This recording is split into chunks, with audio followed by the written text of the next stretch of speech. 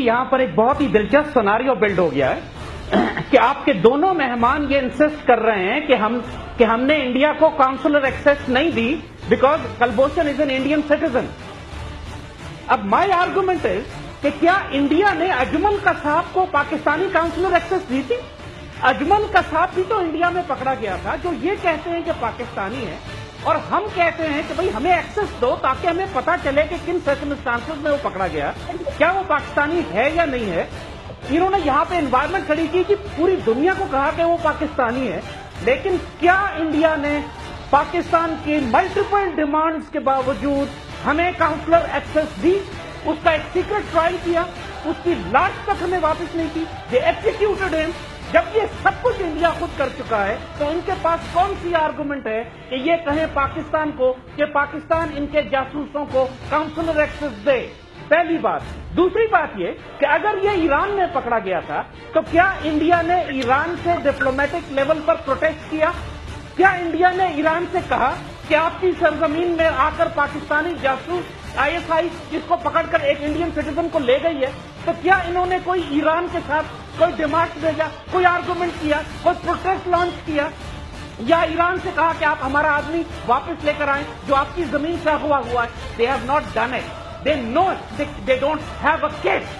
اب this is what the argument is. ان کے دونوں آرگومنٹ یہاں ڈسٹروائے ہو جاتے ہیں. اجمل قصاب کا کیس لے لیں اور ایران کے ساتھ جو انہوں نے ریلیشن شپ رکھا ہے یہ ریفرنس دے رہے ہیں کہ صاحب یہ کسی نے کہا ہے کہ اس کو افغانستان سے اغوا کیا گیا. میں ان کو ریفرنس دیتا ہوں ان کے اپنے ہی انڈین کا کہ جس نے ایک کتاب لکھی ہے ہو کلڈ کرکرے، اور اس کتاب میں اس نے صاف بتایا ہے کہ کس طرح پولیس انسپیکٹر کرکرے کو قتل کیا گیا تھا انڈیا میں. خود RSS اور BJP نے قتل کروایا کیونکہ وہ انڈین انٹیلیجنس اور RSS کے ٹیررسٹ لنکس کو انویسٹیگیٹ کر رہا تھا. اور اس میں اس نے کہا کہ اجمل قصاب کو انڈین انٹیلیجنس نے نیپال سے اغوا کیا تھا.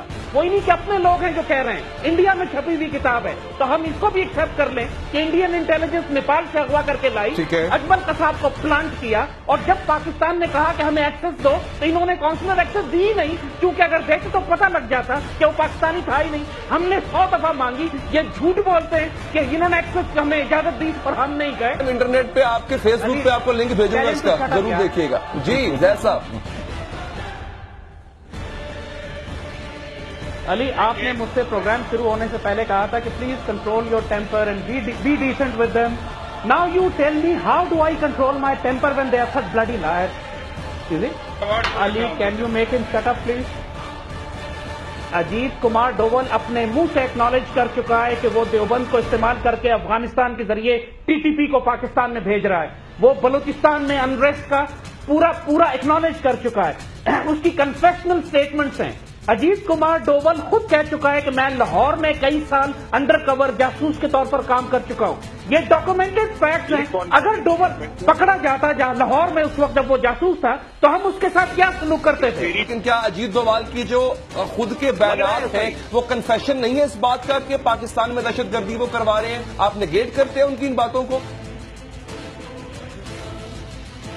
یہ سارے جتنے بھی ویڈیوز ہیں کنکوٹڈ ہیں، ٹارچر میں لیے گئے ہیں. اجیت ڈووال کا ویڈیو کیسے کنکوٹڈ ہو سکتا ہے سر؟